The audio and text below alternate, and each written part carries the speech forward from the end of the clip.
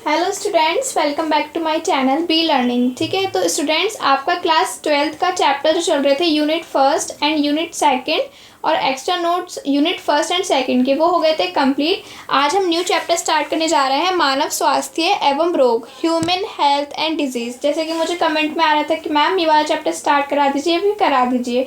ठीक है, तो यूनिट फर्स्ट, अगर आप मेरे चैनल पे फर्स्ट टाइम विजिट कर रहे हैं तो मैं unit first class 12 biology, unit second और एक्स्ट्रा नोट्स कंप्लीट करा चुकी हूँ, सिर्फ यूनिट फर्स्ट और सेकंड के, और अनसोल्ड भी।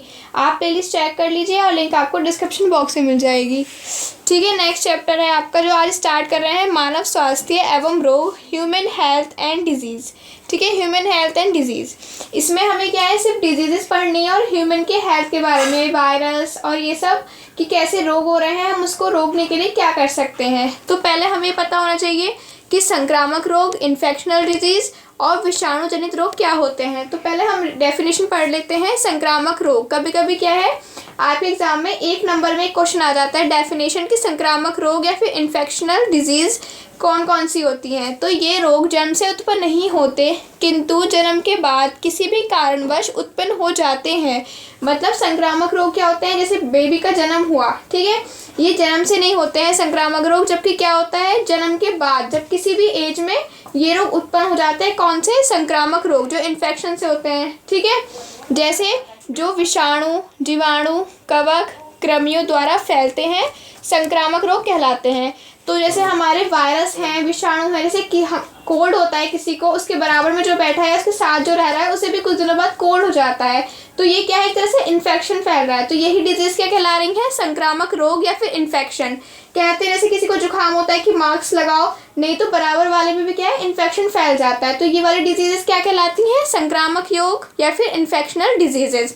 तो जैसे जो विषाणु वायरस से, जीवाणु से, कवक और कृमि द्वारा फैलते हैं, संक्रामक रोग कहलाते हैं। अगर आपकी संक्रामक रोग की डेफिनेशन आती है 1 नंबर में तो आप ये लिख के आ जाएंगे, और जो मैंने विषाणु, जीवाणु, कवक और कृमि लिखे हैं ये आप अंडरलाइन करके आएंगे या फिर हाईलाइट। ठीक, नेक्स्ट है विषाणु जनित रोग। विषाणु जनित रोग मतलब जो वायरस से हो रहे हैं, अगर उसकी डेफिनेशन आती है विषाणु जनित रोग की तो आप लिखेंगे विभिन्न प्रकार के वायरस मानव में अनेक रोग उत्पन्न करते हैं, जैसे चेचक, पीत ज्वर, इन्फ्लुएंजा, खसरा आदि आदि। मतलब और भी डिजीजेस हैं अभी जो किसके द्वारा उत्पन्न हो रही है, विषाणु जनित।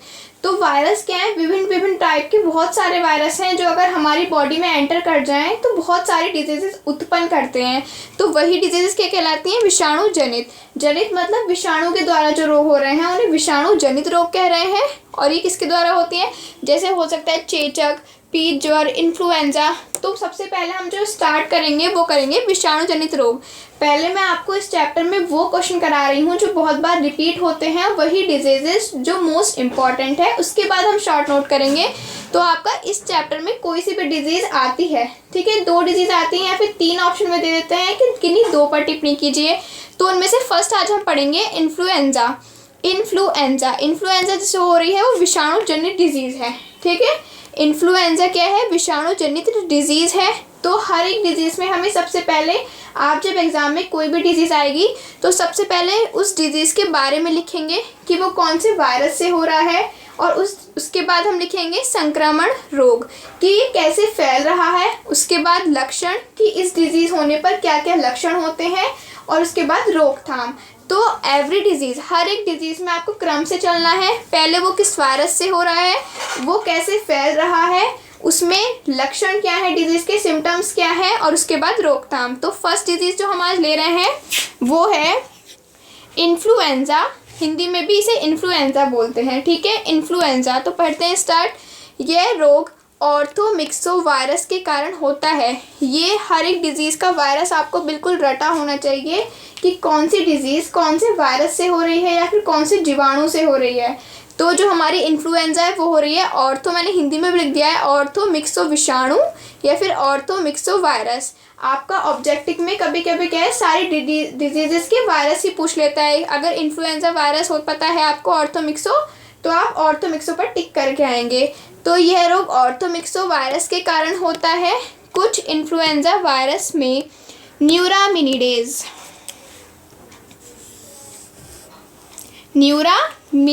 नामक एंजाइम पाया जाता है जिसके द्वारा यह श्वसन मार्ग के रक्षात्मक म्यूकस आवरण में एंटर करता है। अब देखो ये क्या है कि जो हमारा ऑर्थोमिक्सो वायरस है, ठीक है, इसमें कभी कभी क्या है न्यूरामिनिडेज नामक एंजाइम पाया जा रहा है। किसमें? ऑर्थोमिक्सन में। ठीक है, ये लिखा है कुछ इन्फ्लुएंजा वायरस में, और इन्फ्लुएंजा का वायरस कौन है? ऑर्थोमिक्सो। मतलब बात किसकी हो रही है यहाँ पे? ऑर्थोमिक्सो की। तो ऑर्थोमिक्सो वायरस में क्या होता है, कभी कभी, ऑलवेज नहीं, कभी कभी क्या होता है न्यूरामिनिडेज नामक एंजाइम पाया जा रहा है। ठीक है, और ये एंजाइम क्या कर रहा है, जो श्वसन मार्ग है, हम जो सांस ले रहे हैं उसका जो ट्रैक है या फिर श्वसन मार्ग है, वहाँ पे क्या करता है, उसमें रक्षात्मक एक, मतलब हमारा जैसे ये श्वसन मार्ग है, यहाँ हम सांस ले रहे हैं, ठीक है, इसके चारों तरफ क्या होती है, लेयर होती है, इसको बोलते हैं रक्षात्मक लेयर। ठीक है, प्रोटेक्ट करती है किसी श्वसन मार्ग को, और इस लेयर का नाम होता है म्यूकस आवरण। आप याद रखेंगे, म्यूकस आवरण में एंटर कर जाता है। तो जो हमारा ऑर्थोमिक्सो वायरस है, इसमें प्रेजेंट होता है न्यूरामिनिडेज एंजाइम, जो क्या करता है, जो हमारा श्वसन मार्ग है उसमें एंटर कर जाता है, किसके अंदर? म्यूकस आवरण के अंदर। ठीक है, और इससे ही क्या हो जाता है, फिर इन्फ्लुएंजा डिजीज हो जाती है। नेक्स्ट हेडिंग है संक्रमण रोग, कि ये कैसे फैल रहा है। इस रोग का मुख्य कारण मानव के छींकने खांसने से वायु मुक्त कणों द्वारा होता है। मतलब जैसे कोई इंसान छींक रहा है या फिर खांस रहा है, तो तभी कहते हैं कि खांसते छींकते हाथ का यूज़ करना चाहिए, फिर आजकल मास्क। ठीक है, तो क्या होता है, जैसे कोई छींकता है तो बहुत सारे वायरस हैं वो फैलते हैं, इसके कारण वायु में मुक्त हो जाते हैं, कणों द्वारा होता है। इस वायरस के संक्रमण से श्वसन मार्ग की उपकला, जिसे बोल रहे हैं इपिथेलियल सेल, नष्ट करना होता है या फिर नष्ट हो जाती है।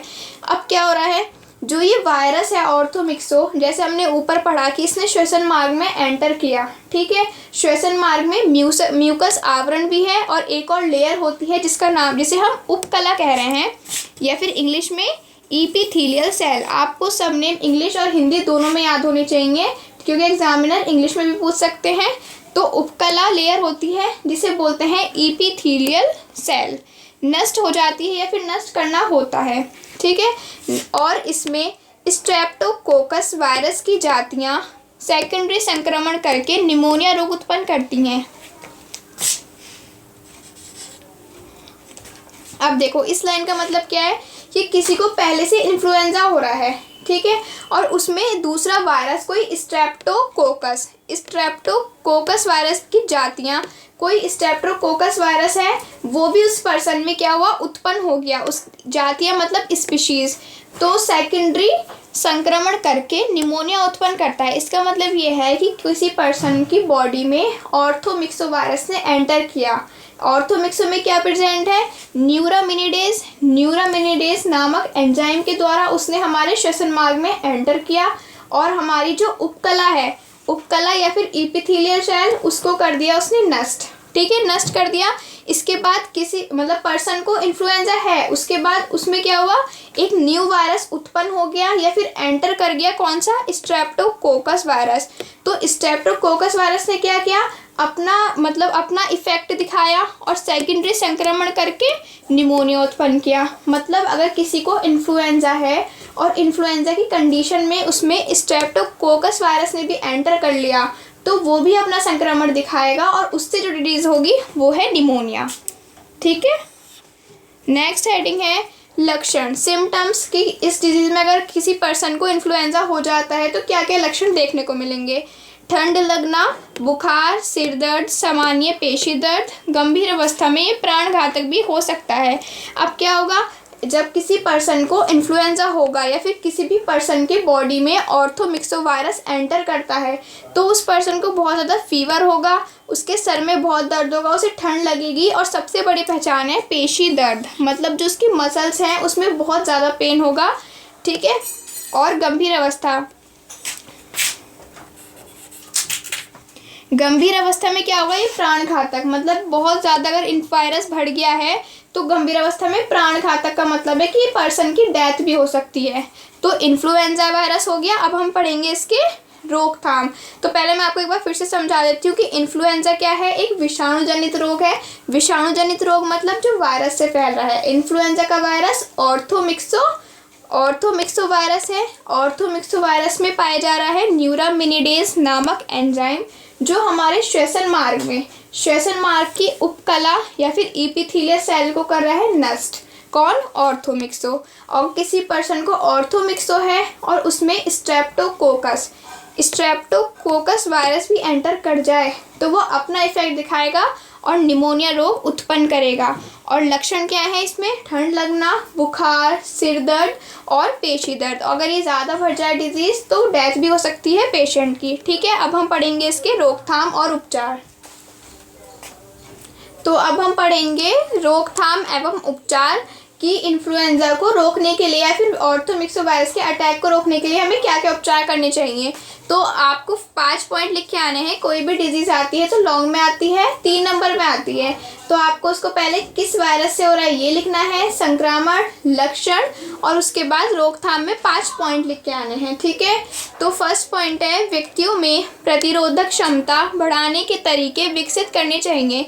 इसका मतलब ये है कि कोई भी वायरस अटैक करता है तो हमारा इम्यून सिस्टम क्या है, बहुत ज़्यादा स्ट्रांग होना चाहिए। तो इस पॉइंट में यही बताया गया है कि जो प्रतिरोधक क्षमता है उसको बढ़ाने के लिए कि कैसे बढ़ाया जाए उसके तरीके विकसित करने चाहिए। किसमें? पेशेंट में। सेकंड पॉइंट है रोगी के संक्रमित कपड़े लाइक रुमाल व कपड़ों आदि को उबलते पानी में डालकर साफ करना चाहिए। इसका मतलब ये है कि कोई भी पेशेंट, अगर हमारे घर में या किसी के भी घर में कोई पेशेंट है किसका, इन्फ्लुएंजा डिजीज़ का, तो उसके कपड़े जो हैं, उसके रुमाल या जो भी कपड़े हैं वो अलग धुलने चाहिए और क्या है, उबलते पानी में डालकर थोड़ी देर रखनी चाहिए या फिर उबलते पानी से साफ़ करनी चाहिए जिससे इन्फेक्शन दूर रहे।